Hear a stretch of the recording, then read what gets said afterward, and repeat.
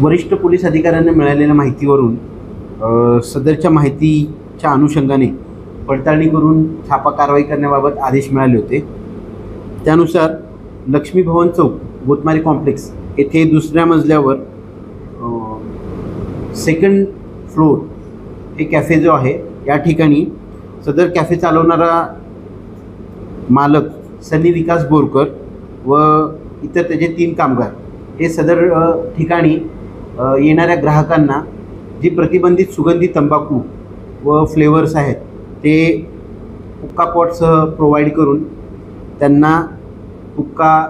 जी प्रतिबंधित तंबाखू आहे ती उपलब्ध करून देत होते अशी खात्री झाल्याने गुन्हे शाखा युनिट 5चे पथक कासह सदर ठिकाणी छापा कारवाई करून सदर छापा कारवाई दरम्यान सदर सेकंड फ्लोर या कॅफेचा मालक सन्नी बोरकर व तेथील कामगार हर्ष खंडारकर, अर्पण जामगडे, ब्रिनाल गौरे यांना सदर ठिकाणी त्या ठिकाणी असलेले 30 ग्राहक यांच्यासह ताब्यात घेऊन सदर प्रकरणी सीताबर्डी पोलीस स्टेशन येथे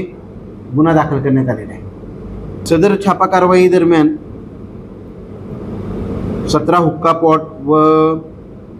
सदर हुक्का पॉटमधून जी हुक्का घेण्यासाठी लागणारी वेगवेगळ्या फ्लेवरची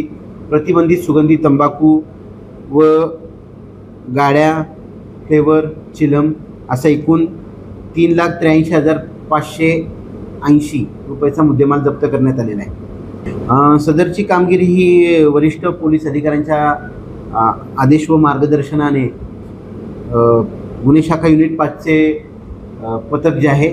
ते पथकाने केलेली आहे।